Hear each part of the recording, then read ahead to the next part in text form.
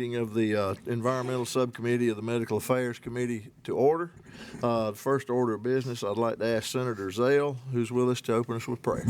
Thank you, Mr. Chairman, and if y'all please bow your heads with me. Lord, thank you for another day of life, giving us the opportunity to work on behalf of our citizens, our neighbors across the state. I ask that you give us discernment and give us the ability to move forward and progress the interests of this state and to put us on firmer footing. Lord, I ask that you bless each and every one of us, protect us, and let us do and behave in ways that glorify you and that honor you in everything that we do. In your Son's perfect name we pray. Amen. Thank you, Senator from Sumter. This is obviously our first meeting. Hope everybody's had a good off season. I have, because I hadn't been here. So, but we've got subcommittee today is Senator Matthews, Senator Fernandez, myself, Senator Sabb, Senator Lieber, Senator Kimbrell, and Senator Zale. With proxies, we're going to go ahead and proceed. The first order of business, I'd like to ask a unanimous consent request of the committee that we move S-110 to the end of the agenda, so we'll have plenty of time for testimony on that bill. Chair will entertain a motion. Second. Motion and a second. All in favor say aye. Aye. Motion's carried. All right, first thing up is H3931. It deals with permits. Gene, tell us what we got. Yes, sir, Mr. Chairman. And by the way, Mr. Chairman, nobody has requested to speak on 3931. This deals with the timeline changes to the approval or denial of permits. It would allow for the Department of Environmental Services to act on a permit within 90 days of determining that the request is administratively and technically complete. Currently, the law says 90 days from filing. It would allow, in cases of minor developments as prescribed in statute for DES, to act within 30 days after the request is determined to be administratively and technically complete. Also says that if DES requests additional technical information from the applicant, the request must be made within 15 days after the conclusion of the public notice period. If not, the application will be considered complete and a decision must be rendered according to the above time frames. In Section 2 of the bill, it says that permits other than individual navigable water permits for docks located in 8 coastal counties, a coastal consistency certification is deemed approved if the certification review is not completed within 90 days of an administratively complete application. And finally, the bill touches on the authorization and prerequisites for DES's work contracting. It says that DES may hire engineers to assist the department in its duties, and it also says that DES must establish regulations with respect to the qualifications of contractors allowed to bid on department work.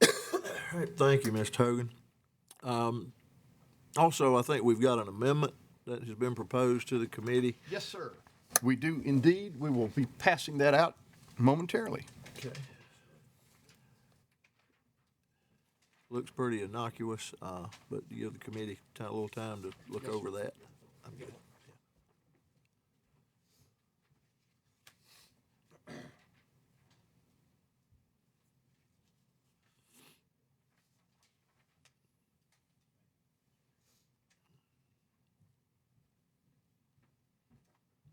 You want to go through that?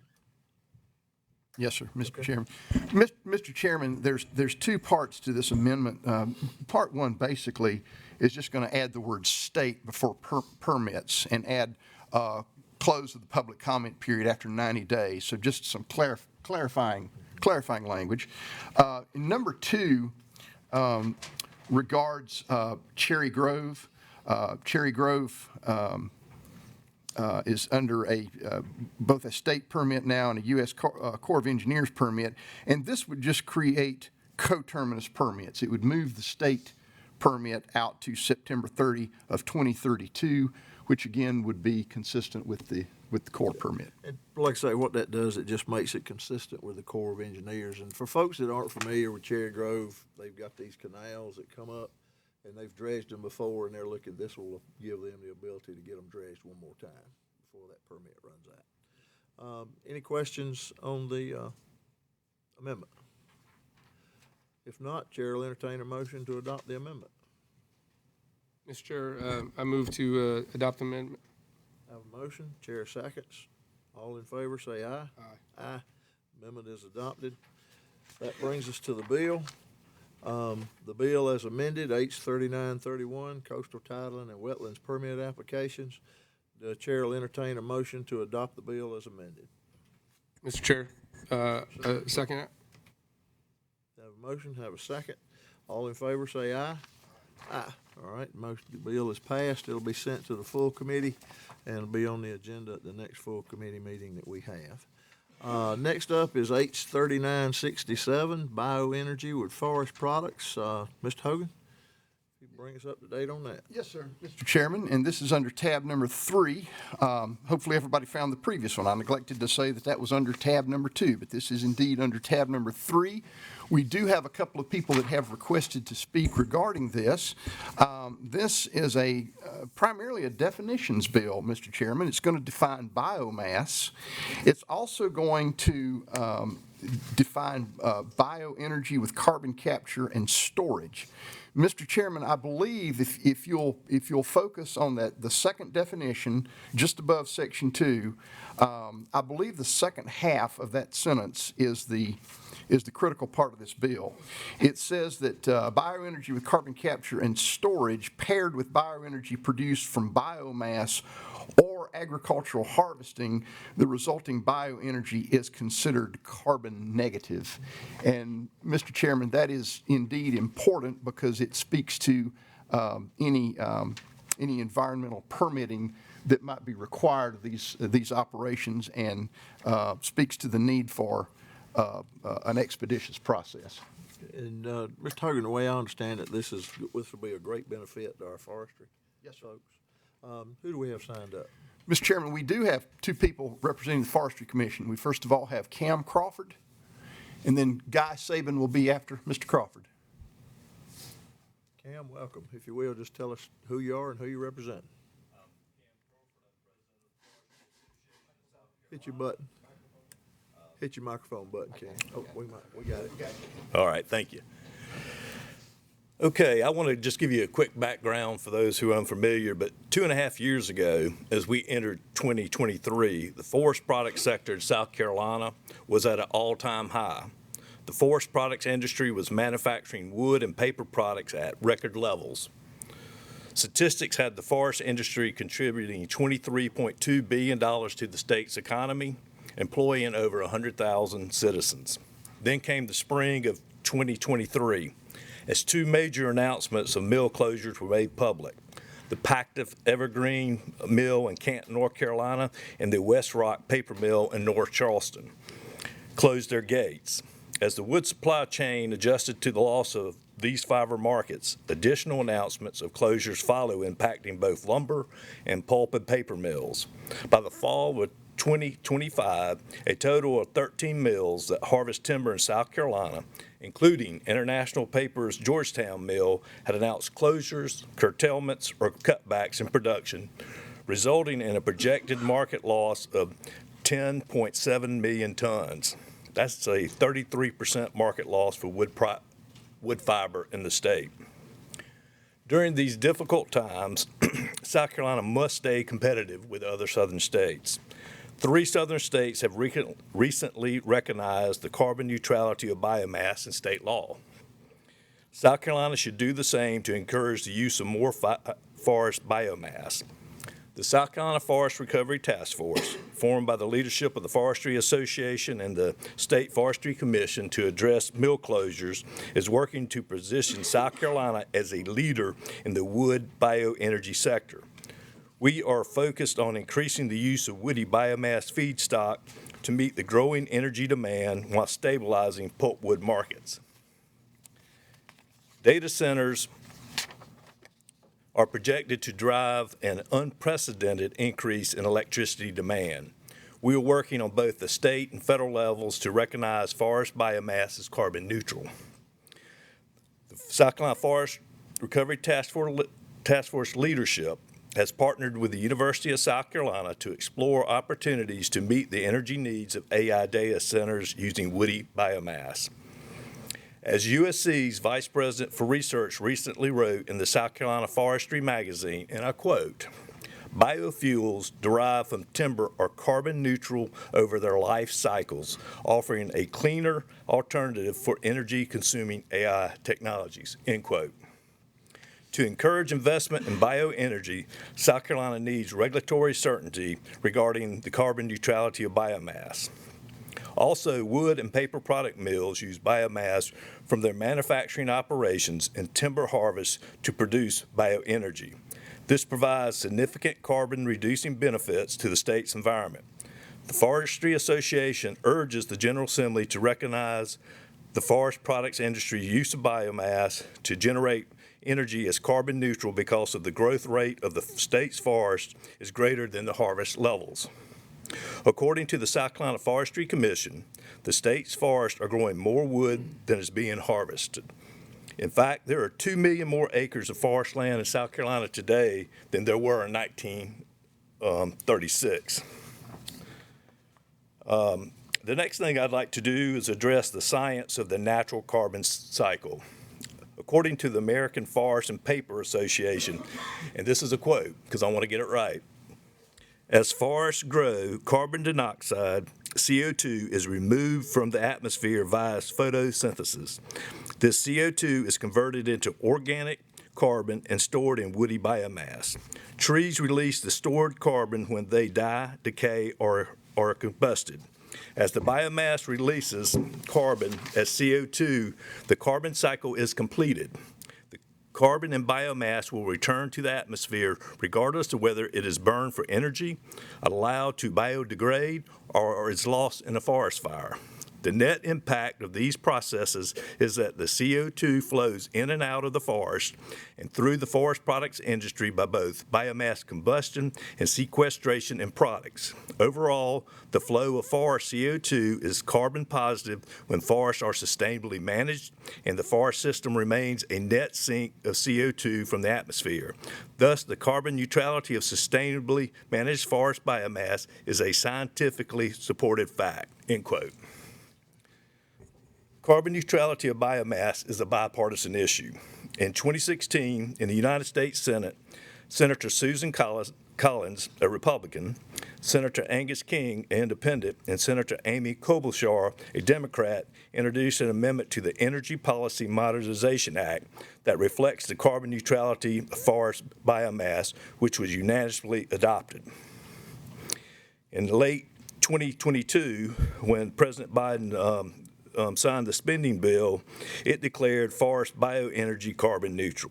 It instructed federal agencies to establish clear and simple policies regarding forest biomass as an energy source that reflect the carbon neutrality of forest bioenergy and recognize biomass as a renewable energy source.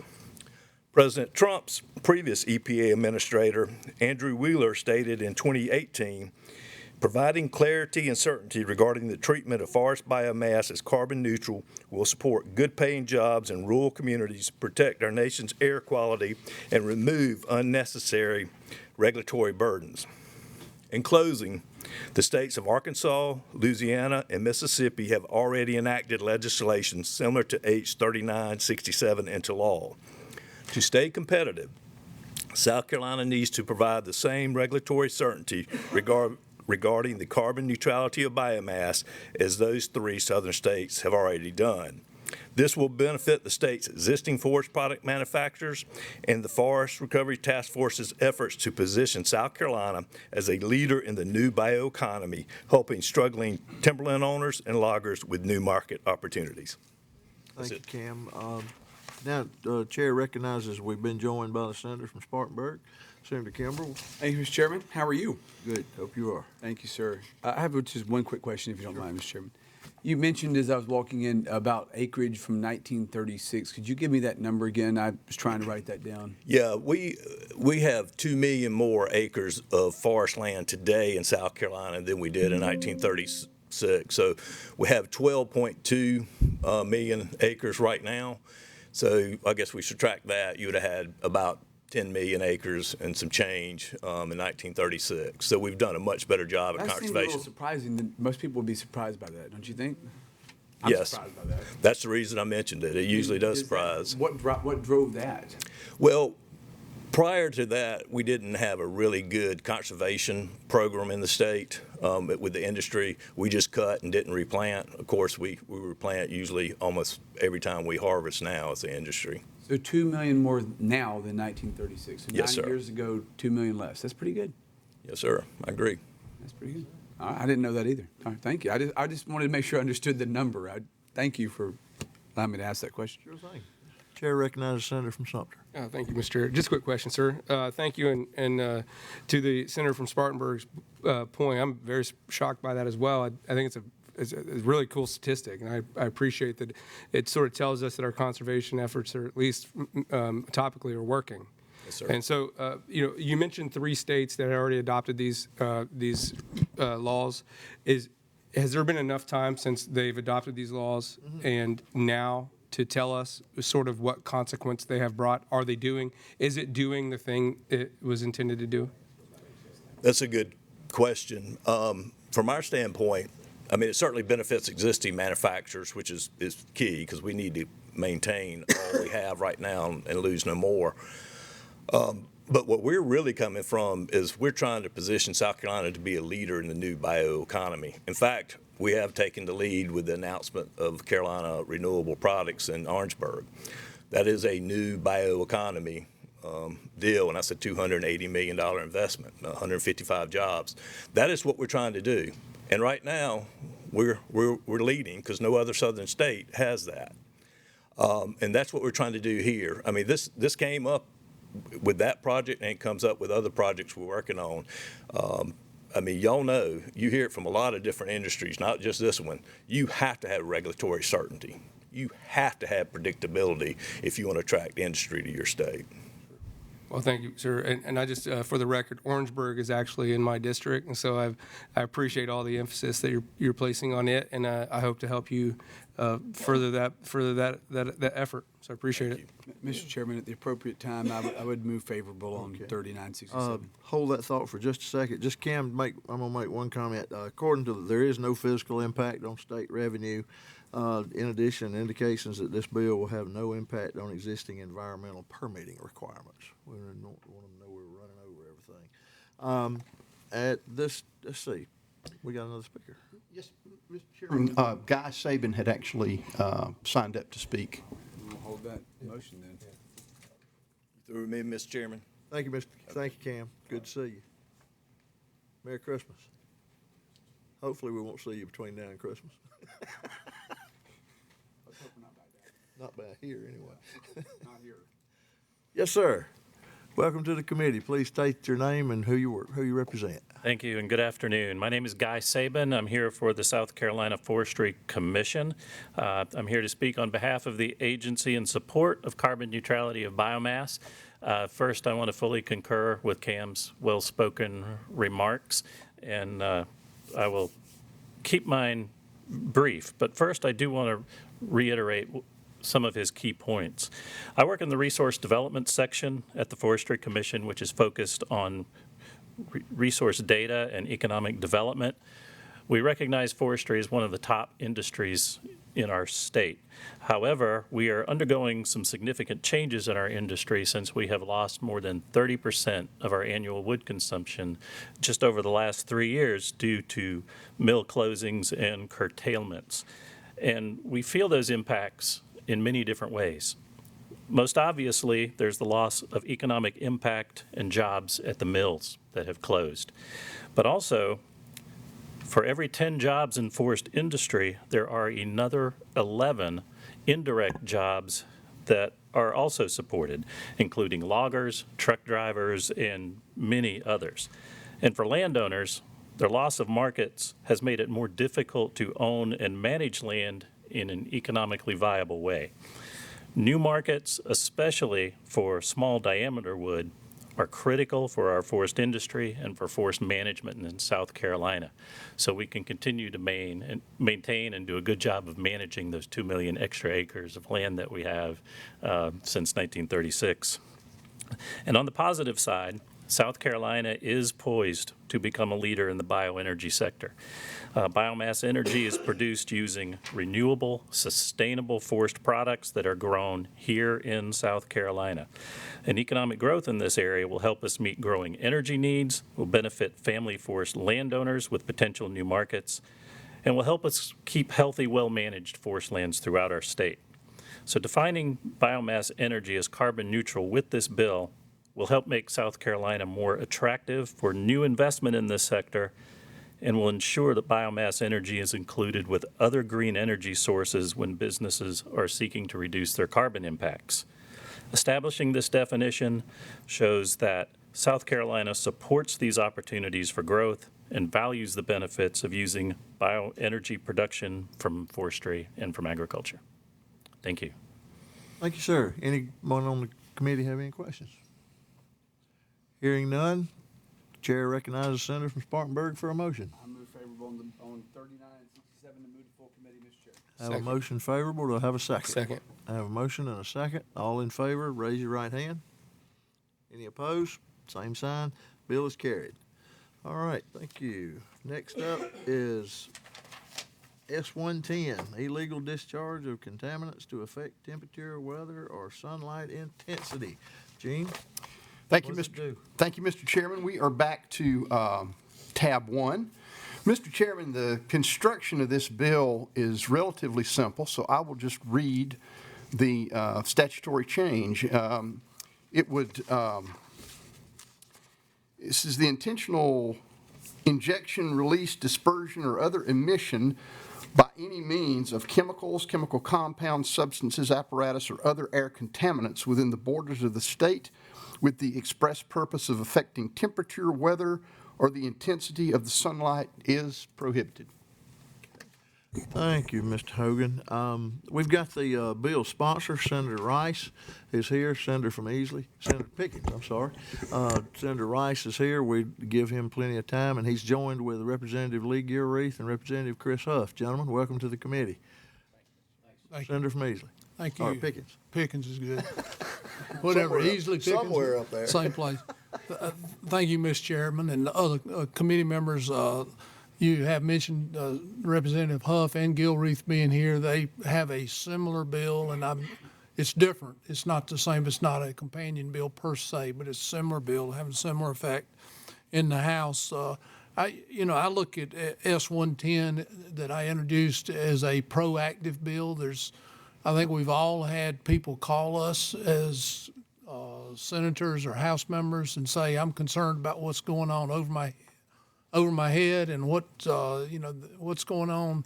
It looks like somebody's doing something in the atmosphere, and so, I'm not an expert on this. That's why we've got some witnesses coming up later that will help us on this. But we've got what is known as solar radiation modification that we've have information on. We've also got cloud seeding that we've heard about that is, another question, what kind of chemicals are being used in both of those. And just in full disclosure, Representative Gilreath did get an email from a company that does cloud seeding that asked to, and I've got a copy of that for the members here, but they were asked to be excluded from this legislation. I'm not inclined to do that. I'm very concerned about the safety of our folks here in South Carolina and what's going into the atmosphere above our head. We're all worried about our health every day, and we don't need to be subject to something that we are not aware of. The other thing that I failed to put in the bill that I think this committee ought to consider is some kind of penalty dealing with somebody that does spray or put something in the atmosphere they would be guilty of the bill that I have introduced. And with that, I'm going to stop and I think we've got some folks on Zoom that can testify, and if, Chair recognizes Senator from Spartanburg. Senator Rice, good to see you. good to see you. It's been a little bit since we've been down here. I'm kind of wishing it were a little longer, but here we are. We're going to There be you back. go. I'm curious. I've heard, and I'm actually asking because I don't know. I've heard the term cloud seeding, and I don't really know what that exactly means. What is cloud seeding? I mean, I've heard. I'm not saying you've said this term, but I've had people call me about this whole idea of chemtrails, and I usually kind of dismiss that. But what is the idea of what is cloud seeding? How does that differ from like a chemtrail kind of thing? You know, we got some experts on here, but what I'm going to say to you is this: the cloud seeding, and there's a outfit, and like I say, I'll be glad to give you a copy of this email that talks about that. We'll get that. Okay. You'll get a copy of that. But the cloud seeding, there's an outfit called Rainmaker that literally, the way I understand it, they go out and spray into the atmosphere To try to make it rain. to make it rain more. That's the way I understand it now. Like I say, there's experts that know a lot more than I do. The chemtrails, the what I mentioned a minute ago, the solar radiation modification is trying to cool the earth. It's an effort to put chemicals up there that keep the sun from coming in at the intensity that they're coming in, is the way I understand that. And there again, So the seeding is mostly related to like rain. is related to rain, whereas other modifications may be trying to deal with, you hear about global warming all the time, dealing with that. And, Okay.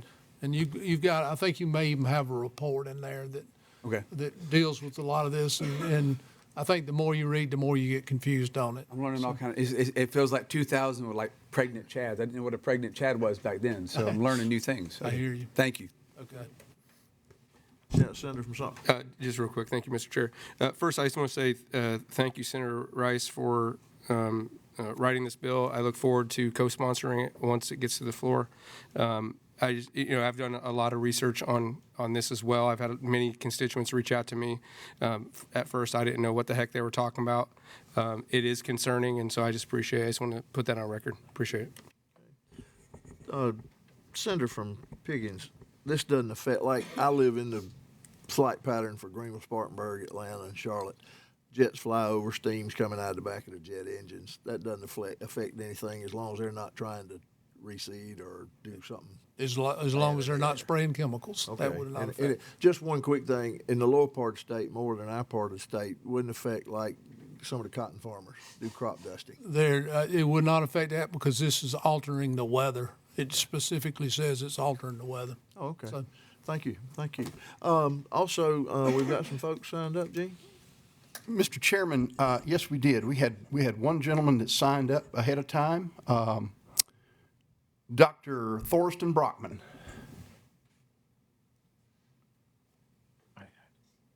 Mr. Brockman, you with us?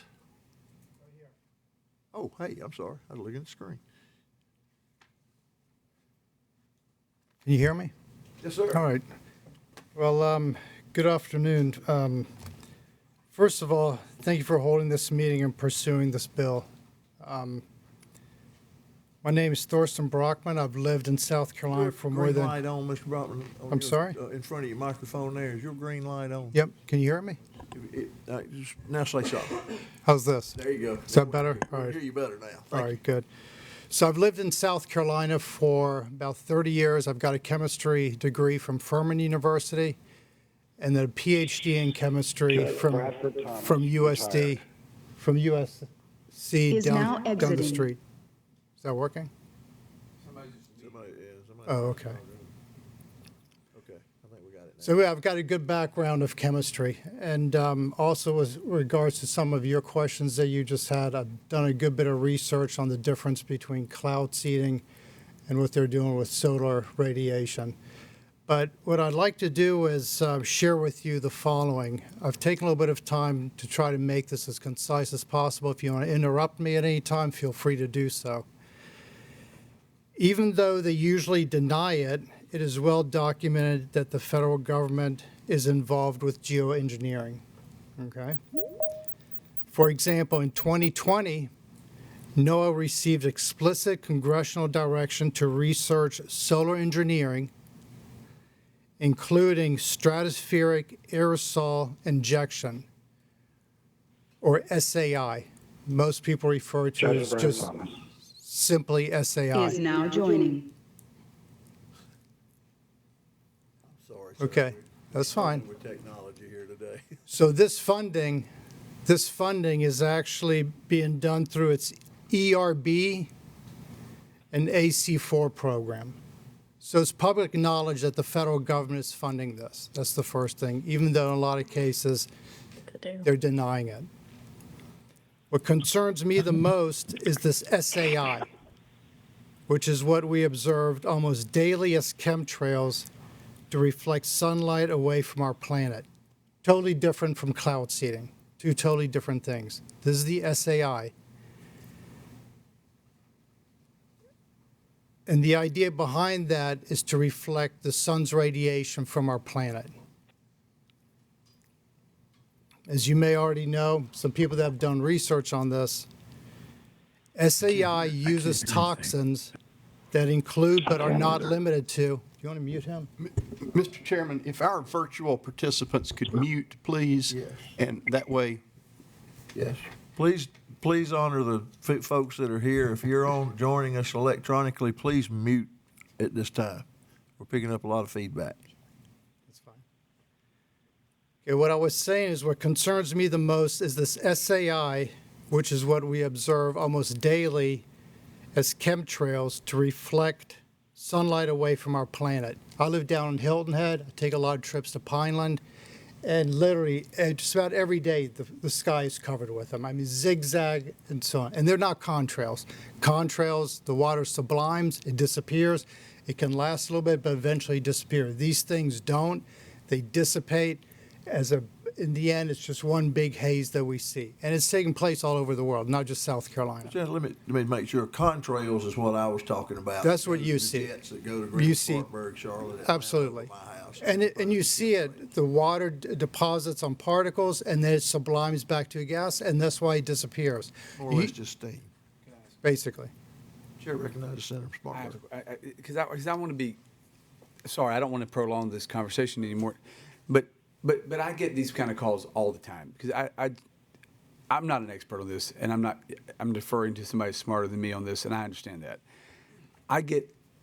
I live not terribly far from GSP on the other side. You're on one side of it, I'm on the other side of it. I get no fewer than like a dozen text messages or emails a week about GSP, okay? I'm pretty sure Delta and American are probably not actually dumping stuff into the atmosphere.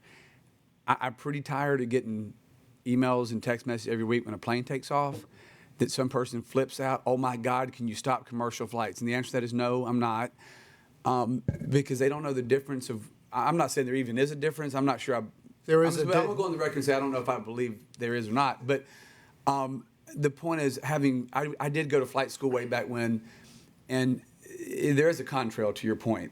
And I have people who don't, if there is a difference, let's say there is or isn't, they don't know it. And so people blow my phone up constantly. Every time a plane takes off, I get a text message. You know how many planes takes off from GSP every day? Who go ballistic about contrails, and they don't understand. Right. That first off, and these people think there are viruses in it. I get virus text messages. Right. I'm not a mechanical engineer, but I do know that jet engines burn at about several thousand degrees. I'm pretty confident that most viruses they would dump into the atmosphere can't survive. Well, we're not talking about viruses here. I just want to make the point, and I want you to help me out here, because this when you get into making big legislative changes, we need to be clear on the record. Right. I get text messages every day from somebody telling me we're dumping viruses into the atmosphere every time American Airlines takes off. Right. And they want us to regulate departures out of GSP. Contrails happen as a natural occurrence of a mechanical process of a jet engine takeoff. We can agree on that. Absolutely. The only difference. I have people every day send me screenshots of contrails in the sky over Spartanburg County, said, oh my God, you're poisoning me. Right. And there's viruses in the air. From a visual standpoint, all you have to look at is contrails, the normal contrails from airplanes, they disappear. The water deposits on some of the soot that leaves the airplane, and then eventually it sublimes, goes back into a gas, and that's why you'll see sometimes contrails, I don't know, 200, 300 yards, but then they disappear. Chemtrails don't. They continue going, and then they dissipate into a cloud or into a haze, okay? Contrails cannot do that. That's the main just out of difference. curiosity then, I mean, because most airports are commercial airports. Yes, sir. I'm not trying to be difficult. I'm just trying to understand because people are confused by this, right? Absolutely. So most airports are commercial airports. Most flights are Delta, American, Southwest, whatever the big Yes, sir. carriers are. I mean, and this is not a gotcha. I'm actually asking. Right. Who are you suggesting is doing this? You think Southwest is like hooking up a container to these No, things? I do not believe that. And if I can continue on, Sure. I'll kind of get into that direction as well. Okay, so that's my concern is the SAI, not the cloud seeding. There they use potassium iodide or silver iodide, and that's specific to certain areas. And then sometimes that's even contracted out by the state or agriculture facilities and things like that, okay? And if you do get a little bit of silver iodide deposits or some potassium iodides, it's not that big of a deal. This is the bigger deal, what I'm personally very concerned about. And here's the rub. As you may already know, some of you may already know, especially the experts, SAI uses toxins that include but are not limited to sulfur dioxide and salts containing aluminum, strontium, as well as barium. Okay, sulfur dioxide, aluminum, strontium, and barium, toxic.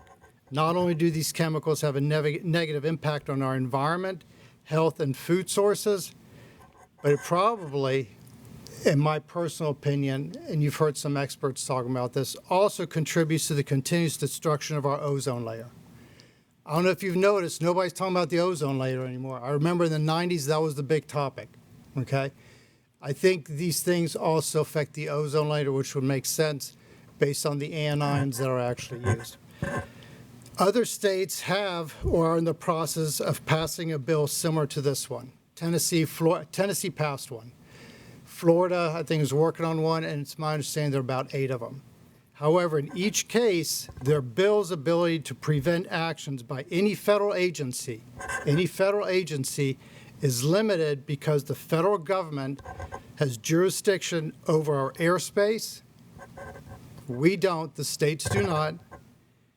And states don't have jurisdiction over federal agencies or military air bases from which they can conduct these SAI experiments or programs. It's documented that the Air Force is involved with it and other federal organizations, okay? That's the problem. That's the problem with these bills. That's the problem with this bill. In my opinion, in order for this air pollution to stop, the Clear Skies Act, which was introduced in the U.S. Congress by Georgia Representative Green on July 15th of this year. It was introduced at that time. And on September 16th, if I remember correctly, that's when they had the hearing, and they had some experts there as well talking about it. Needs to be passed as soon as possible. The other alternative is for President Trump to sign an executive order. It is my hope that with your political will and connections, I don't have any. It's the first time I've actually been into Nancy McGowan, Jacksonville, Florida. Is now in a exiting. public area. I hope you will try and promote either of these federal actions. If there's anything I can do to help out, please feel free to contact me at any time. I think that's where the pressure, personally, I think that's where the pressure needs to be. I think that somehow or another federal action has to take place, because even in Tennessee now, they're still spraying. Even in Florida, and they can continue spraying in this particular state because we don't have jurisdiction over our airspace, and we have no jurisdiction over their Air Force bases. And I think most of the cloud seizing, that's private contractors and things like that.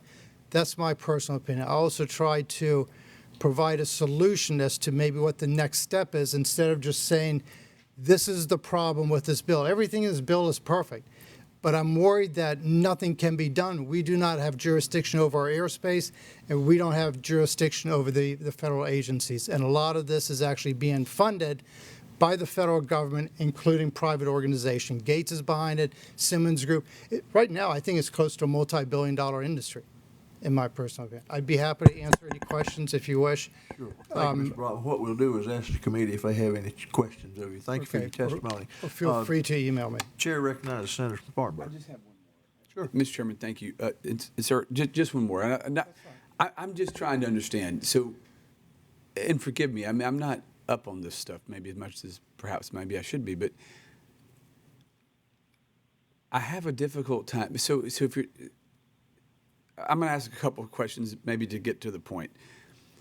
Is the contention that there's two primary objectives here? One is to control rain and weather, and one is to control temperature? Yes, correct. Okay, so let's start with that. Rain and weather, temperature. You would have to do a lot more. Let's just take the number of commercial flights in the United States any given day. I mean, your contention a minute ago is that you don't think it's like American and Delta and Southwest, No, okay? no. Which is the majority of the flights per day Yes. would be the major carriers. So if it's not those guys, and you're saying it's like government planes or whatever, that's a lot less of the flights. But let's just go back and say that it was American, Southwest, and Delta. Mm-hmm. There's not enough, and I'm not trying to be difficult, I'm just trying to get to the thing. There are not enough flights a day at any given time to like coat the sky, right? I mean, if I look at it at any given time, you don't have enough contrails, even if you say the contrails are chemtrails, whatever the difference is, how are you going to block the sun? Exactly. I agree with you 100%. So I'm saying, I guess. Why- my point- so why I are guess they my doing it? point is, so what is the? Let's just say they're doing it. Right. I'm not saying they are. Right. But let's say that they're trying to block the sun. Right. You'd have to have every plane in the country take off at the same time to do it, wouldn't you? You certainly would. So why are we worried about? That they're trying to do that. They're actually flying planes and spraying the No, material. I understand what I'm getting. You would have to ask them. I'm not saying they are or not. Okay, I mean, Right. I hear what you're saying about the congressional. I'm really not trying to be a smart aleck. I'm really trying to So understand. why are they actually I'm saying doing it if they they're doing can't? it, if they're doing it, let's say these agencies are doing that. Mm-hmm. A, what's the point? Because you can't. I mean, look, I'm a pretty strong believer that God's going to decide what He's going to do one way or the other. I'm not trying to be your preacher today, but Mm-hmm. I mean, I don't think human beings are capable of ultimately altering what's going to happen. Right. So how are you going to have enough planes take off to change the temperature, to control the rain? If God decides it's going to be a drought, it's going to be a freaking drought. You're not going to have enough Delta flight to take off to change that. If the Earth's going to heat or cool, I mean, I believe in being a conservationist. I don't believe chuck your bag of trash out today on the way home. But, I mean, you're not going to control the weather. We're not capable of that in my Right. view. So, A, I don't think we can actually do it. B, ultimately, if we can't actually do that, what is the ultimate concern here, I guess? They're polluting our skies. They're trying to do it. But if they can't do it, do you really have enough actually discharged to, like, destroy the planet or something? I don't know how much it would take to destroy the planet, but one thing's for sure, they're finding aluminum, strontium in drinking water, in the soil, and it's actually affecting crops as well. But we're sure this is happening. Absolutely. And if I may say so, Senator Kimball, I think it's very helpful if I can provide you with two really good documentaries that will provide insight to what is actually going on. And I think that's very helpful instead of me just trying to explain 4 hours of information on this. There are two very, very well done documentaries. One is called The Dimming. I don't know if you want to write that down. The Dimming. Dimming, D-E-M-M-I-N-G? D-I-M-M-I-N-G. It's called The Dimming. And then the other one that I thought was very well done as well, which actually involved an Air Force pilot, it's called Climate Trails, The Climate Trails. And both of those documentaries, they're both about 2 hours long, and they did an incredible job putting this together. And they it was primarily done through private funding, people like you and me that are concerned about. And there they do describe all the things that you're asking. It breaks through the confusion. I can sit down with any one of y'all for an hour and explain to you exactly, these are the details, this is what's going on. As to the whys in the House, I don't know why a lot of things are being done that are harmful to us. This is one that I think maybe there is a good intention. They feel like our planet is actually warming, and they're like, hey, let's go ahead and spray some material in our stratosphere to reflect the sunlight. It is completely And I want to be clear about two things, Mr. Chairman, if you'll indulge me for one more second. I never support the idea of, I don't buy into, and I'm going to get, somebody's going to tweet this crap out I'm about to say, but I've never been a climate alarmist person, okay? I want to be very clear about that. Good for you. I'm not one of those folks. I've never been this, I think that's an excuse for a whole lot of government bureaucracy and expansionism and a bunch of, I don't get into that. Again, I'm a conservationist kind of guy that I don't like people chucking their trash out the window, and I believe in preserving land where we can and all that. This idea of we don't have any, we're going to make people use one sheet of toilet paper, first off, yuck. And this idea that we're not going to drill for oil, these are all crazy thoughts to me. I think that's insane. Right. At the same time, I don't like going to the other extreme of saying that we're going to buy into theories we may or may not have a lot of support for. I'm not saying we do or don't, and start trying to criminalize other stuff either. Like I think government, oftentimes we want to chase solutions and we make everybody a criminal and we make everything a criminal offense. And look, if you tell me right now that there's pilots out there attaching like virus scanners to their planes. We're not talking about viruses. Just let me finish my thought. I'm not saying that you're saying that. Or there's people out there attaching chemical vials to their planes and going out around South Carolina dumping stuff into rivers. I'm not okay with that. But I also don't want us to send out sled agents or the FAA to go after every single little guy trying to do a joyride on the weekend either. You know, it's a balance. And so this is first I've heard of some of this. I mean, I get these crazy, and I'm sorry, I think it's crazy, some of the messages I get from people every time Delta takes off from GSP saying, oh my God, you're poisoning me. And I'm like, well, go take a Valium, you'll be all right. Yes. Versus what you're telling that might be something else. Okay, I get that. I'm trying to be balanced here. Yes. Thank you, Mr. Chairman. Thank you, Senator. Senator Sumter. Thank you, Mr. Chair. Just a couple questions. First, to categorize this as I see it, this bill is preventative in nature. Am I done here? No, I have a couple questions for you, sir.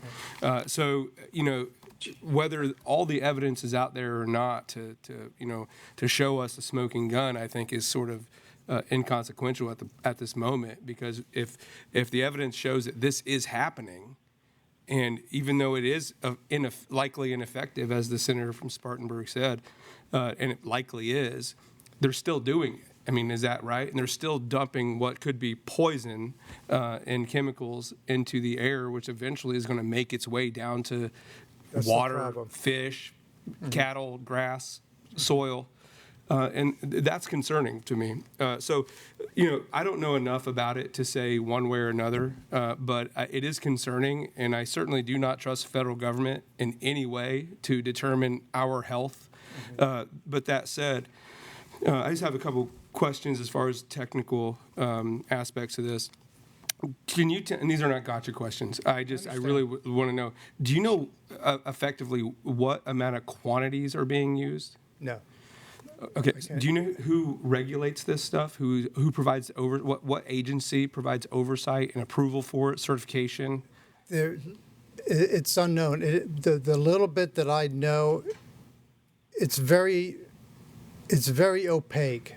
And the other problem that I found with it is that the EPA is aware of it, but they don't have jurisdiction over our federal government, over the military either. So even if you bring the EPA on board now and say, hey, look, this is, they don't have jurisdiction over it. But I don't know if you see it here in Columbia. Down where I live, it is pretty much on a daily basis. Driving up today, it was a beautiful blue sky. I didn't see any of it. But you can tell the difference. I mean, it's obvious as day. The contrails, They evaporate, the water sublimes back to the gases, it disappears. The chemtrails, they're behind it, and then over time, you just see them spreading out, and then you just get this big haze, and they even crisscross them. And that's why I urge you, because it does take a little bit of time to get educated on this. The Dimming is an extremely well written documentary, and then the other one is Climate Trails. Both of those are very, but I cannot tell you that because it's all hidden. It's not documented. Now, if you go to the Air Force, I know the Air Force is involved with it. If you check their records, how much aluminum oxide are they buying? Then you can get the volume. There Well, you can. thank you for that. Well, I spent 20 years in the Air Force, and I can't prove any of that. But I will tell you some of the stuff I did in the Air Force is I worked with the munitions, and two of the toxins that you mentioned were actually utilized in our missile systems, our air-to-air missile systems, and our technical data tells us that we have to wear a gas mask, not the M29 or whatever they are, the dust mask, but actual respirators, gloves, eye protection, right, for some of the toxins. So that certainly, I understand that those are highly toxic and very detrimental to health. And I also understand that much of what the federal, I mean, you don't have to look very far. You can just go to the Google machine and figure out what the federal government has hidden from the constituency and from its citizens over the last 100 years, and particularly in the last 50. So this isn't to say that I'm 100% in agreement that there's this massive conspiracy, but I wouldn't doubt it at all if there was. No, and what's interesting is even if you go on the EPA website, they're basically saying that anybody that talks about this, they're conspiracy theories and crazies, and they're saying these are just contrails. They are not regular contrails. It's so obvious. So, Understood. there's also a lot of deniability there when in fact we know they're funding these operations. And quite honest with you, I don't know why they just don't share it transparently with us. Well, tell us what you're doing. We're trying to. Governments don't work that way, sir, and you're aware of that, I'm sure. But I'll tell you, to my last point, I'll leave it there.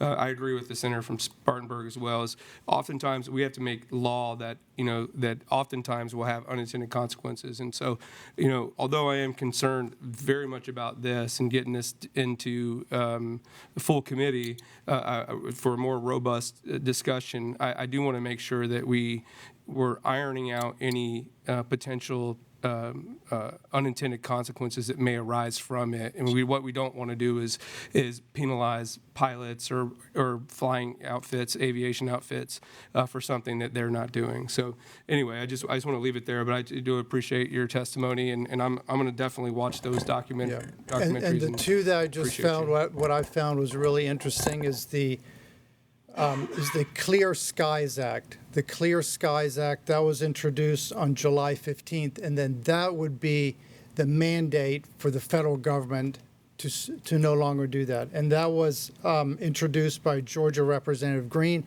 I checked yesterday. There's no movement on that bill. And that's quite honestly why I'm up here. That's the main reason. If you have any connections to try to help push that along, I don't. But I think that would resolve everything with regards to what the federal government might be involved in. And it might be shut down, okay? Mr. Brotman, you give me the name of those documentaries one more time. I think it was. It was called The Dimming, THE, and then DIMMING. That's the first one.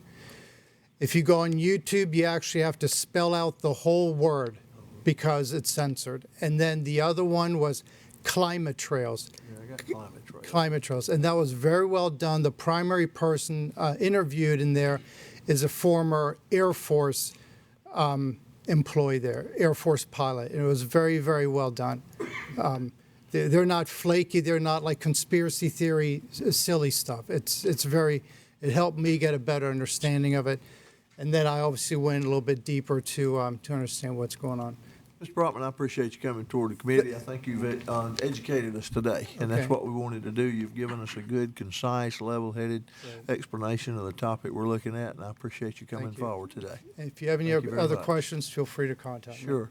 Thank you. I think our other speakers are on Zoom or whatever it is. But before we go to them, Representative Gilreath over on the House side, I think is kind of spearheading that over there. And Representative, I'd invite you to any comments you might want to bring forward to committee today. Well, thank you, Mr. Chairman. Yes, I've done about probably 5 to 6 years worth of research on this as well. Very educated on this now, and there is a big difference between cloud seeding and the SAI, stratospheric aerosol injection. Dane Wigington says it best, and he's on here as a witness today, that the cloud seeding is almost like taking a Dixie cup and trying to bail out the Titanic. It's a minute part of this, even though somebody is still trying to play God in our atmospheres and or seed clouds to make them rain. As well as, or other part of this is the stratospheric aerosol injection, where they are releasing 40 to 60 million tons a year annually. And I know it's a hard thing to grasp, especially when you first hear of it. When we say our own Air Force is involved in this, well, and you can probably testify to this too. I was in the Army National Guard. Everything is compartmentalized. The right hand doesn't know what the left hand's doing. So one person is in charge of one chemical and one person is in charge of another chemical. Nobody really sees the full or come together of all this material until the very end. Inside these military planes, there's in the fuselage is filled with tanks that they disperse this out the rear end of the plane. So it's not going through Delta or any of the commercial airlines, to my knowledge. And if they did, they wouldn't be able to carry the passengers on there. With putting 40 to 60 million tons a year out is a job, and these pilots get paid very well for doing that. They have a name for them. I can't remember right now. But you did say that you didn't think that we could control the weather, and I would like to read this quote. And first of all, there's 35 other states that have legislation on this. So South Carolina wouldn't be just the only crazy, one in here or conspiracy state in here. There's 35 other ones, and it's Tennessee, Florida, and Louisiana have already passed it, and I think Wyoming just passed it. I know they were having a hearing on it, so we may have 4 states, but I know 3. Lyndon B. Johnson made this quote in 1962. From space, the masters of infinity would have the power to control the Earth's weather, to cause drought and flood, to change tides and raise the levels of the sea, to divert the Gulf Stream and change temperature climates to frigid. Whoever controls the weather controls the world.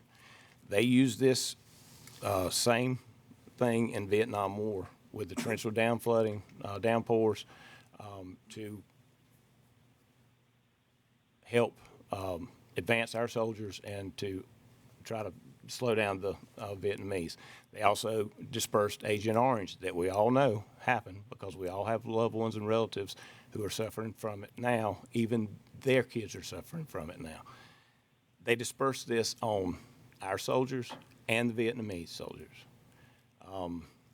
One more point I would like to make, because I don't want to take too much time, because we do have very knowledgeable people that have done over 20 years worth of research on this. One is Dane Wigington, who's on geoengineeringwatch.org, which is the website he just gave you, and created the documentary, The Deming. So he is definitely our expert witness who these questions need to be asked to. But I did want to bring up one thing with Rainmaker, which is an admittance clearly of what is going on between cloud seeding and stratospheric aerosol injection. So this is from Parker S. Caldwell with Rainmaker. Can we pass these out so everybody have one of these? And we've kind of highlighted the part that I feel is pertinent to this.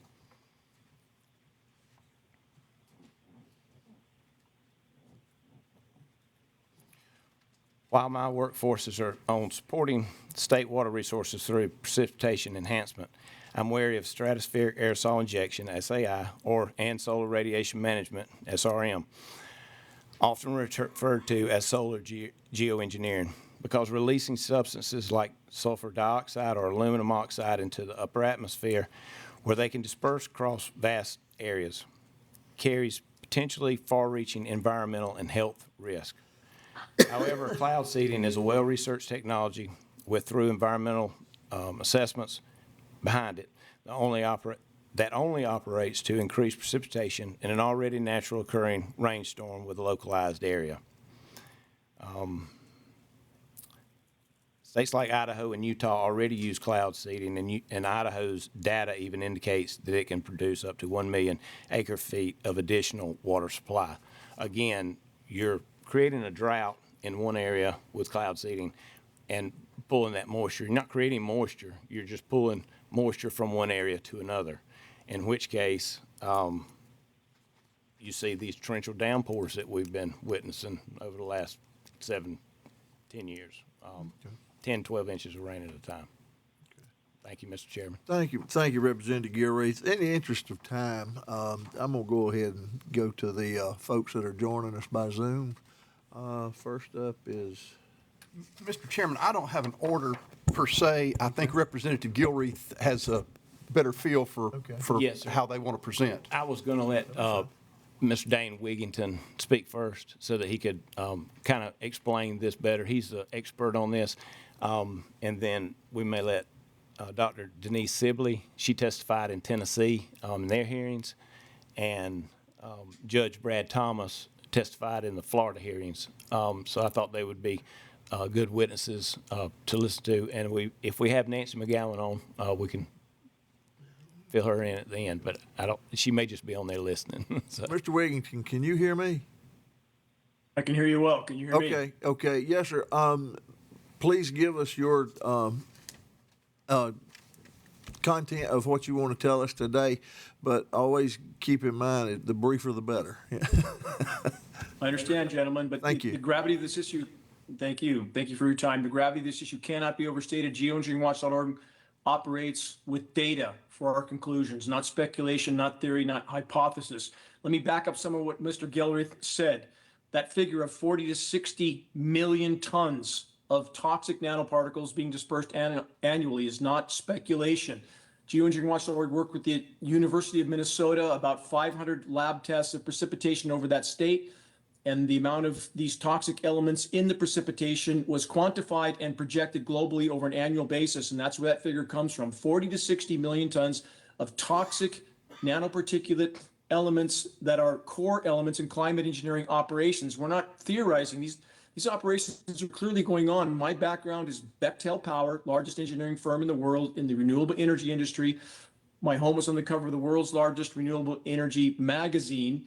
And when I was losing 30, 40, 50, sometimes 60 and 70% of my solar power uptake from whatever these aircraft were emitting, I knew that could not be just, quote, condensation. I began to research the issue of geoengineering, and we use the science terms. The chemtrails term is the instant marginalization term. We avoid that at geoengineeringwatch.org. It's not a science term.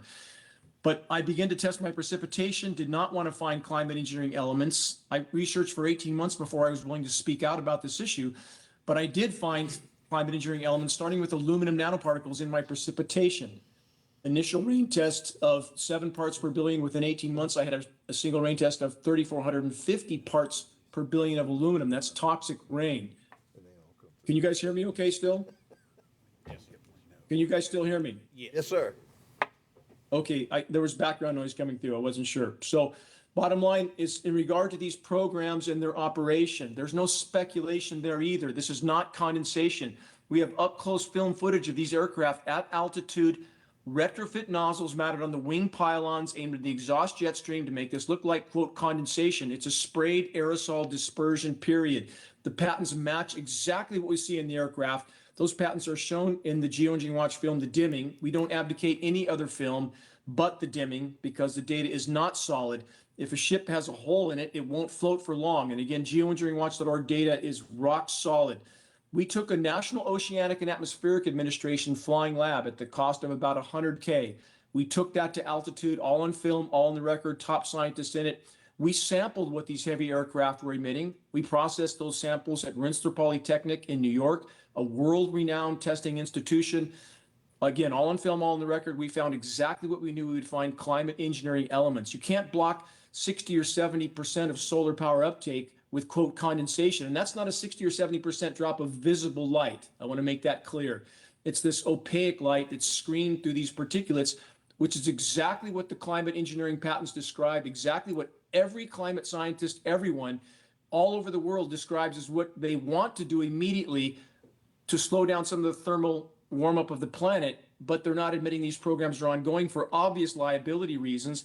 We have mountains of data at geoengineeringwatch.org to confirm these operations, including presidential and Senate documents, some as long as 800 pages, going back to 1978, outlining the budgets even then. This is U.S. government data. The important sections highlighted on our post of this, outlining intergovernmental cooperation between, quote, otherwise adversarial nations, even then, and describing blanket legal immunity for anyone and everyone involved.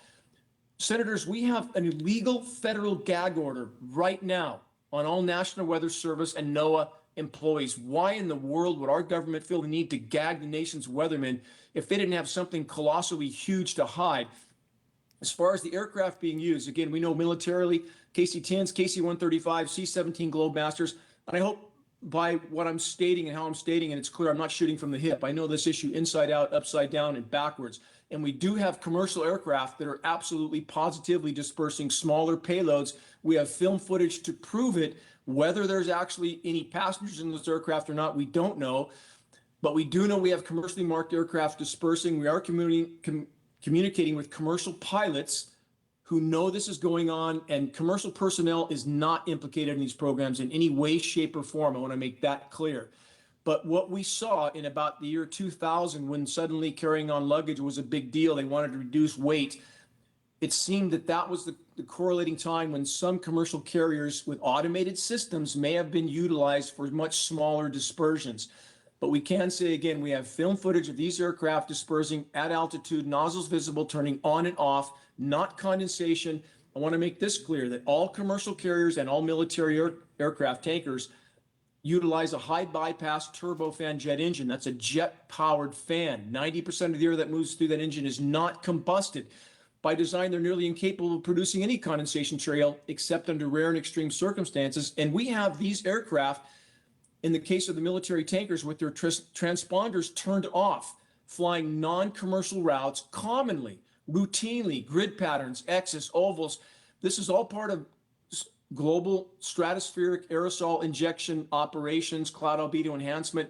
And again, the degree to which, as Mr. Gelreath said, these programs are derailing the Earth's hydrological cycle, we absolutely do have that power. We have the historical record to prove it. U.S. military instituted its first hurricane modification operations in 1947 with Project Cirrus. We have historical record Project Popeye in Vietnam. U.S. military so successful at controlling precipitation over that country that the international community passed the NMOD treaties in 1976, environmental modification treaties, to forbid weather warfare, but not to forbid a country from doing whatever it wants over its own population. And not that anybody cares about these operations anyway. And most of you senators, I'm sure, remember when the Chinese government, when the Chinese hosted the Olympics, stated, "Don't worry about rain, we'll make sure it doesn't." And that's exactly what they did. In the case of the weather right now over much of the country, these flash freeze weather whiplash cool downs, we have a process called chemical ice nucleation for weather modification. It is the reason, the core reason why we now have massive baseball and softball size hail everywhere.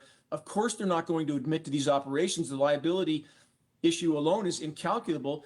And we have all mainstream media, international mainstream media, acknowledging on the record the Chinese government doing exactly this. Popular Science, MSNBC, CNN, The Guardian, all of them. Chinese government engineering winter weather, engineering snowstorms with endothermic reacting elements. These are patented processes. They're toxic. I'm going to stop because all of this is contained in the dimming. Again, that is the only film that we would recommend. That's the only film with solid, credible data that can be verified. But I would encourage you, senators, please ask me the most difficult, skeptical questions you can. I will provide you an immediate answer. The gravity of this issue cannot be overstated. All righty, thank you, sir. Anyone on the committee have any questions? Senator from Spartanburg. Thank you. Thank you, Mr. Chairman, and thank you, sir. Wigington. Mr. Senator Wigington. Wigington, thank you. Just a couple of questions, if I could. Let me start with, well, a couple of things. I want to start with something I wanted to say a moment ago, Representative, when you were speaking, and then I'll come to a couple points you made I want to get some clarity on. And again, not to be in any way funny and entertaining, I just really want to get to some of the things. We always say, and look, I'm always skeptical when anybody says we can totally change the world's patterns.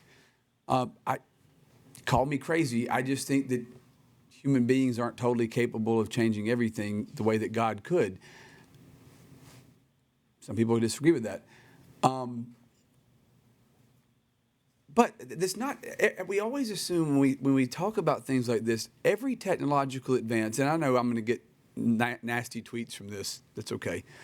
Not every technological advancement or talk is bad. And look, I'm very skeptical of some of this anyway. I mean, the idea that we would have commercial planes flying around that are fake, that are false flag operations, I have some skepticism anyway. I'll talk about that in a second. But I sincerely ask this. As I said earlier with the prior witness, you'd have to have every plane take off at the same time to truly affect sunlight, for example. I mean, it's just not enough flights to do it. I don't know that you could totally change rain patterns as we've talked about today. You don't have enough flights to do it. But I would ask one simple question. I just want you to answer this the best you can, and you may disagree with even the premise of the question.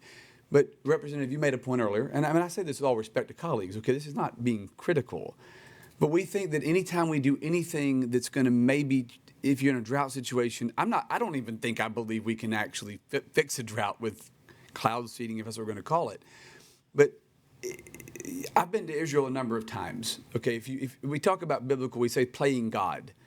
Okay, if you read Ezekiel, which I read the Bible every morning, if you read Ezekiel, there's a lot of discussion in Ezekiel about the wastelands or the dry places being blooming with plants and agriculture, okay?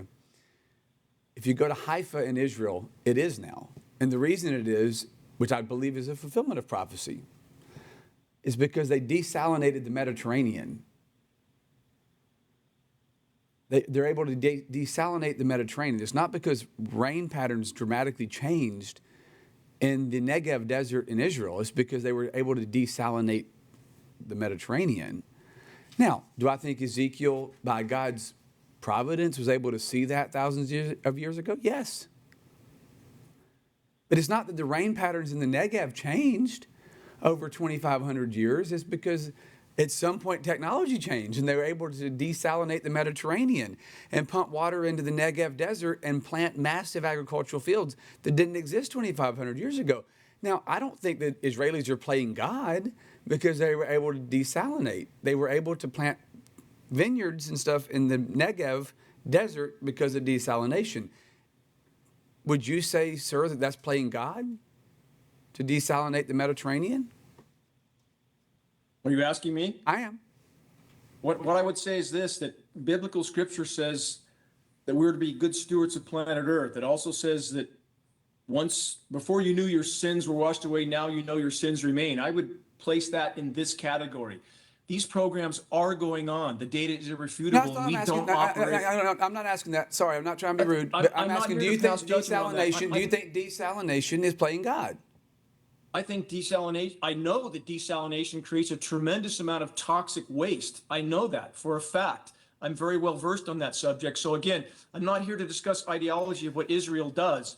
I want to discuss climate engineering. But I'm saying there's a similarity, right? Would there be a similarity between, I'm not saying this is even happening. I'm saying, but hypothetically, if we're talking about a situation where I'm not familiar, I'm going to read some of these documentaries, watch them.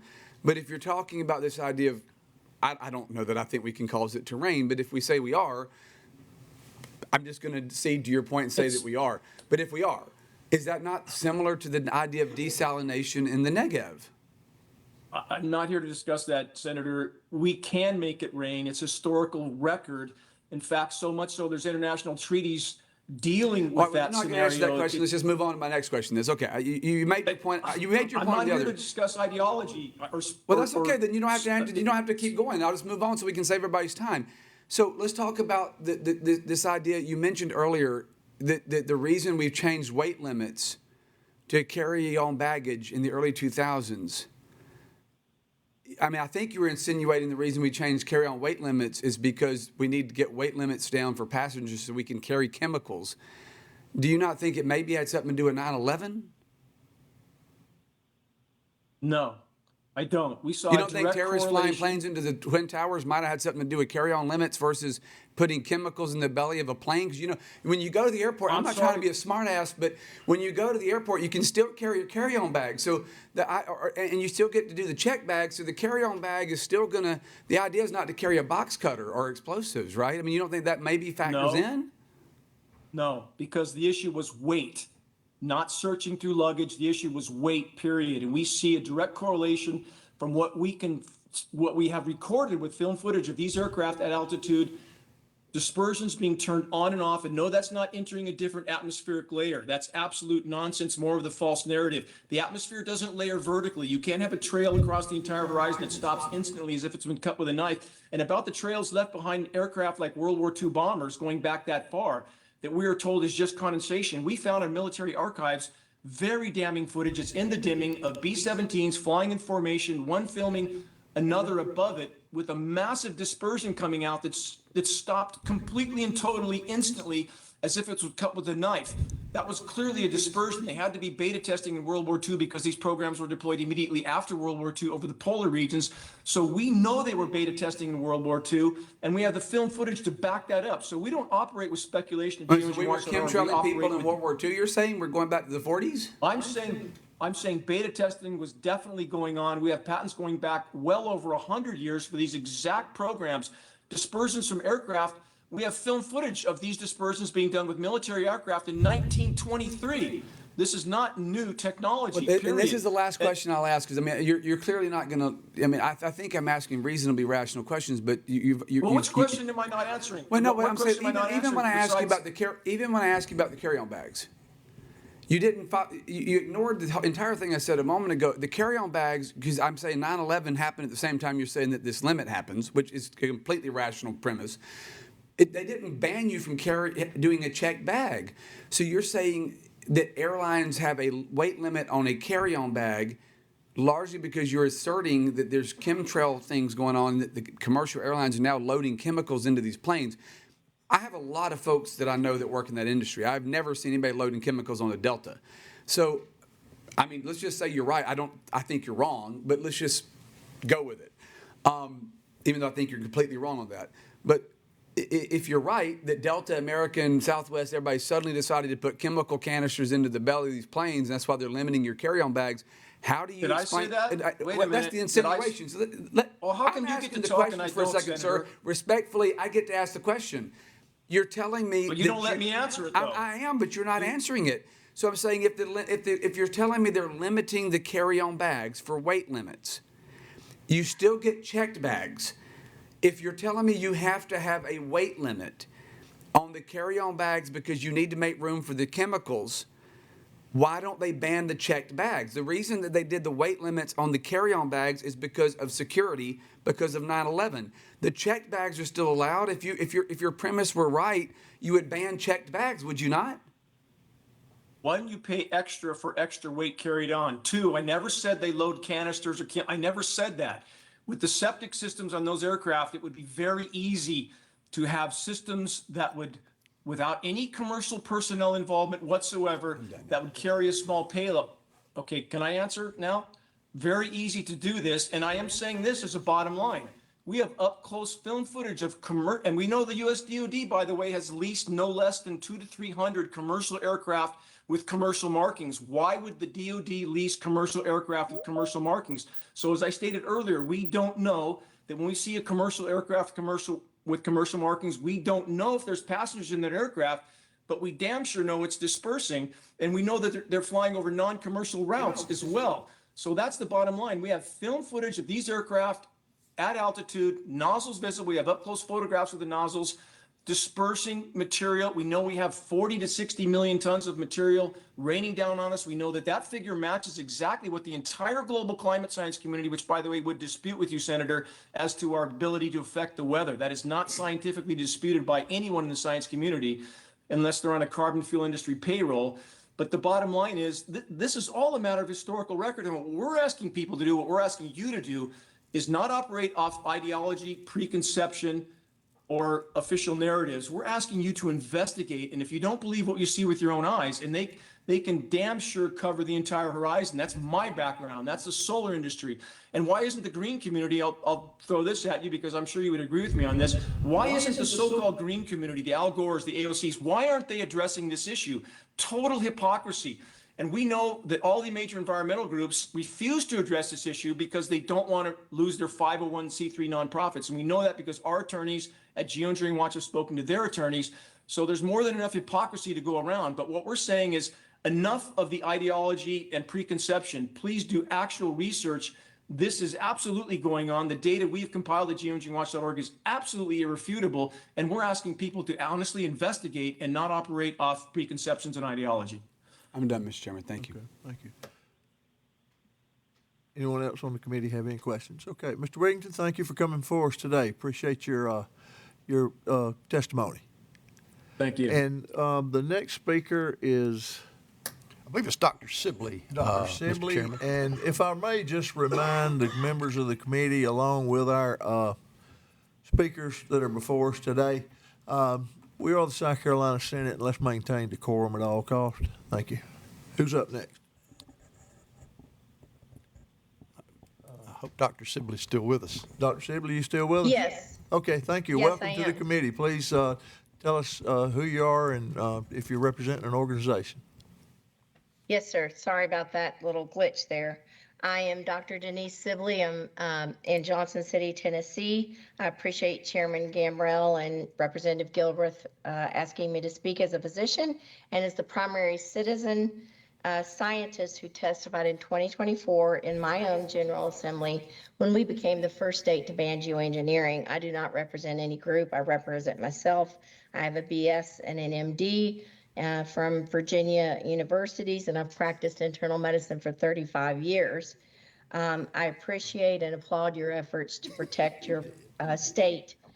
The ecosystems, the animals, aquatic life, the soil, and the water, what goes up must come down. I missed some of Dr. Dean Whittington's last testimony. My source documents are from United States governmental documents.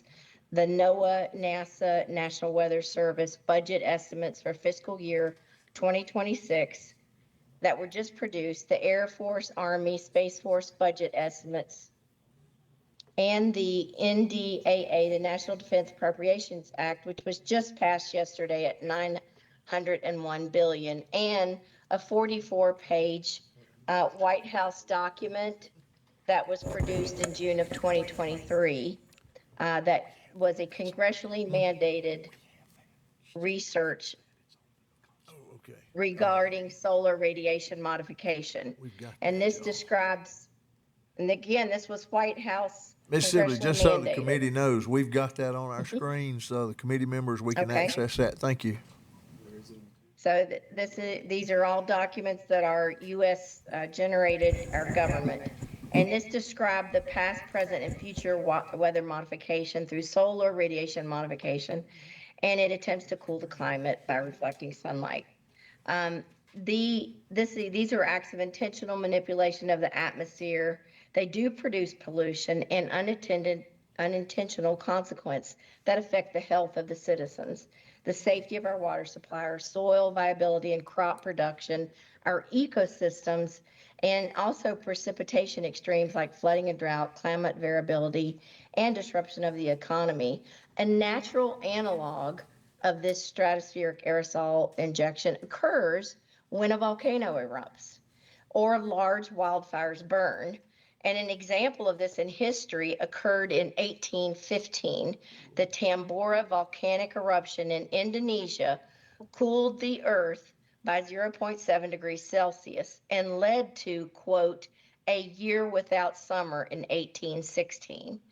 That would not be good for South Carolina because I like to come to Hilton Head and vacation for 40 years.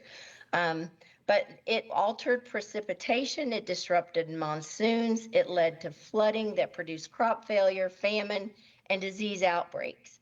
Blocking the sun, as they purport to emulate with the SAI, has profound deleterious effects on human life, especially our absorption of the sunshine vitamin D that's important for natural immunity. And of course, sunlight's required for all of our plant life, crops, forests, weather patterns, and especially for your state, for your aquatic ecosystems. The aerosols sprayed dramatically decrease air quality and increase respiratory symptoms and disease, asthma, COPD, and deaths due to disease. The spraying of sulfur dioxide is identified as causing acid rain. That was a thing in the 70s. I was there. I'm 65. It was known to be detrimental to the health of humans because it acidified the water. We breathe it in, it acidifies the soil. And this is one of the elements being sprayed in mass quantities.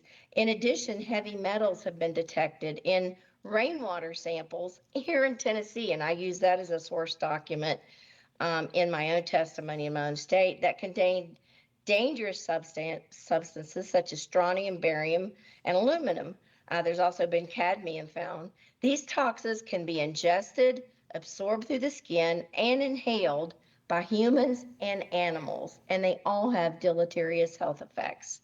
Aerosols sprayed into the stratosphere can remain for 2 or more years, and they spread throughout the globe. They don't just stay there, atop our Tennessee or your South Carolina. They spread because of the natural wind patterns. And what goes up must come down, as Dane says. Silver iodide is one of the most common cloud seeding toxicants, and it is considered a hazardous pollutant. Under the Clean Water Act, our government's supposed to protect navigable waters from chemical pollutants. Yet silver iodide, which is hazardous, has been released into clouds and allowed to fall to the earth with no regulation. This has occurred since at least the 1940s. There was Project Cirrus in 1947, which actually affected your state. They decided they would seed a hurricane. The hurricane was named King, and the Air Force and Navy went up into aircraft and they seeded it with dry ice. And the storm was off the shore by, I think, 400 miles. And they just wanted to see what would happen. Well, what happened is after the seeding, the hurricane took a dramatic 135 degrees turn westward towards the coast, and it hit Georgia and South Carolina. And at that time, it cost $2 million in 1947 dollars. That was a lot in destruction in South Carolina and Georgia. In the 1960s, there was Project Storm Fury, where they seeded hurricanes. This is not new. When you look into it, there's toxic amounts of silver produce disease in water and water life and humans. Aluminum is a very common reflective heavy metal sprayed into the stratosphere for solar radiation modification. Yet free aluminum has no physiological function in the human. Instead, it is neurotoxic, causing brain and nerve injury, and is implicating in rising neurodegenerative disease like dementia and brain damage and developmental delay in children. Aluminum is toxic to plant life, producing deforestation. And now, aluminum-resistant GMO seeds have been developed by Bayer Monsanto because nothing will grow in the toxic aluminum acidified soil. So this is happening. There are responses to what's happening, but chemicals and heavy metals are not the only aerosolized compounds. And what Senator Gambrell, I believe, talked about there are also pathogens of biological agents. Viruses, bacteria, fungi, and vaccines can be and are aerosolized. And I will point you to a DARPA diffuse project in 2018 that actually discusses in great detail how both the SARS-CoV virus and the vaccine could be aerosolized. That was part of our government DARPA diffuse project. And that's just one I could name. In the U.S. Fiscal year 2026 budget allocation, the weather modification techniques that are being conducted by our federal agencies, military, local governments, private companies, and stakeholders and academia, the type of techniques they use include advancing AI, using nanotechnology such as smart dust for nanometer-sized sensors for surveillance and telecommunications, microwave energy uses using NexRad, which you have 3 NexRad units in your state, and those are large microwave emitting energy sources, uncrewed system, lasers, phased array radar, 5G and 6G implementation. The federal government has funded weather modification combined with nanotechnology and telecommunications and energy infrastructure through 2026. The current USA law allows chemical and biological experimentation and testing without citizen notification or informed consent, though this is not constitutional. So if states do not push back against this exploitation, then the federal government and the UN goals that they're following will prevail. We as a state did not consent, and I doubt that your state consents to this experimentation on our atmosphere and our citizens. We don't consent to the intentional blocking of the sun through the use of particulate aerosols and heavy metals. We do not consent to unwarranted surveillance and the biological effects of radiation expansion involved in this endeavor. I applaud your efforts to push back against this exploitation and destruction of your state and its citizens. If states fail to block these actions with legislation by providing their own governance, then we will continue to be manipulated by the federal government, stakeholders, and the UN. This is a 10th Amendment issue. Scientific American in February of 2023 reported on the UN One Atmosphere global governments for the experimentation and deployment of solar geoengineering and solar radiation modification, which would link all world governments under a singular control. I urge you to support our freedom, our 9th and 10th Amendments, and to lead the nation as South Carolinians to say, no, not in this state. We oppose polluting our atmosphere. I thank you very much for allowing me to speak. Thank you, Dr. Sue. Does anybody on the committee have any questions? Hearing none, thank you for speaking with us today. Thank you. Okay, next up is Judge Brad Thomas. Nancy McGowan. Jackson is now joining. Thank you, Mr. Chairman. Yes, sir. Can you hear me? This is Yes, Judge sir. Brad If you Thomas. would, let's identify yourself and let me know if you're representing a group or just here individually, please, sir. Thank you, Mr. Chairman. I am not representing a group. My name is Brad Thomas. I'm a retired appellate judge from the First District Court of Appeal in Tallahassee, Florida, where I served for 20 years, including chief judge for 2 years. I was appointed by Governor Jeb Bush in 2004. I want to thank Senators Corbin and Rice for sponsoring this important legislation and Representative Gilreath for their hard work, and Mr. Chairman, you and the committee for hearing this. My background, just briefly, is I was an environmental prosecutor in the 1980s for the Department of Environmental Protection. I then became a felony prosecutor not long after, where I served for almost 5 years in the Tallahassee Circuit, exclusively felony prosecutions. I had the good fortune of working for the Florida Senate and the Florida House of Representatives, focusing on criminal justice, where the legislative bodies reversed a lot of prior criminal justice policies and reduced crime rates in the state of Florida in the last 30 years by 50%. thanks to their hard work, where I had the privilege of serving as senior staff. I then worked for Governor Bush as an advisor to him on criminal justice policies. First, I'd like to say that this issue is not partisan. Although I worked with Republican administrations when I was an environmental prosecutor, my motivation and inspiration was to protect the environment. And the environment does not have a D or an R after its name. The air we breathe, the sky we look at is not partisan. I wanted to speak. I appreciate Representative Gilworth invited me to do so, to urge the committee to include the sponsors and to include the most severe penalties possible. I had a small part in persuading the Florida legislature after I retired when I spoke on this issue. After I moved to St. Augustine, where after Nancy McGowan told me about it, and quite frankly, I was skeptical, to be honest, until I walked on Crescent Beach one day and looked up and saw these horrible streaks across the sky. I'm 72 years old in a month. I've lived in Florida my whole life. And I know what a contrail is. I know what a jet looks like when it passes overhead. I've seen thousands of jets in my life. I was an environmental prosecutor. I knew this was geoengineering.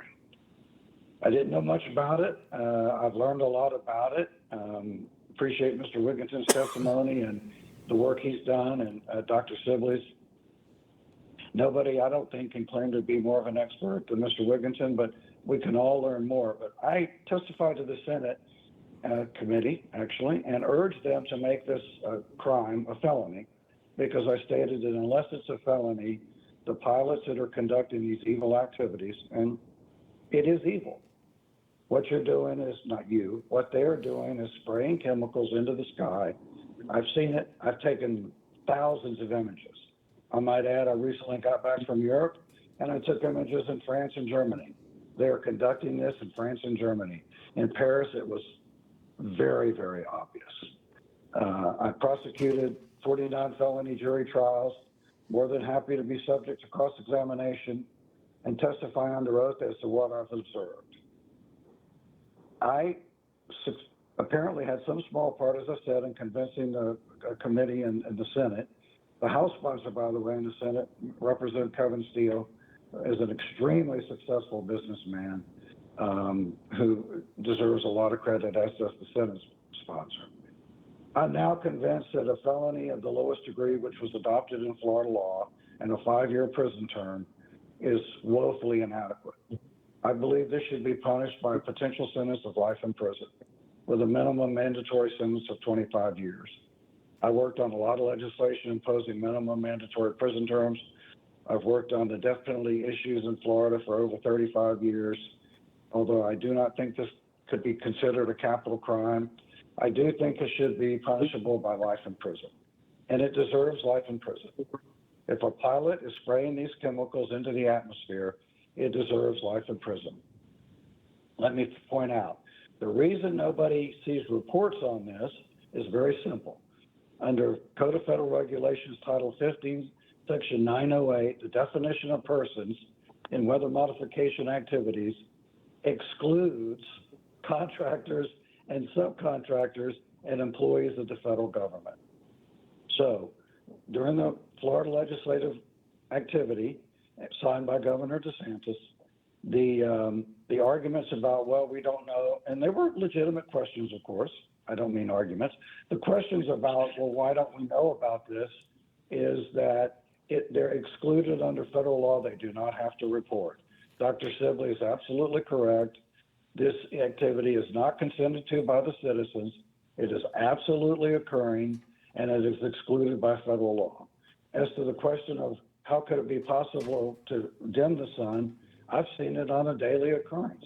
No, the sun is not eclipsed, but this area of the state between St. Augustine and Jacksonville to Daytona Beach, according to Paul Renner, who's the leading candidate for governor of Florida, is the hardest hit area in the state of Florida. I have seen sunny days turned into a chemical haze. I'm not a chemist. I can't testify to you regarding the chemical impacts. I leave that to Dr. Sibley and others. But I will tell you from an aesthetic and environmental perspective, it is absolutely a nightmare. Many, many, many days since moving here, I have sadly thought, I wish I had not moved here. Because the blue sky turns into a white chemical haze. And it is occurring. I want to again thank everyone on the committee for hearing the legislation. I want to particularly thank the sponsors.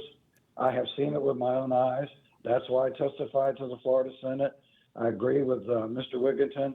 It is an absolute shame and a scandal that environmental groups will not lift a finger to stop this. Instead, speakers like Mr. Wigginton, Dr. Sibley, and others have to carry this load.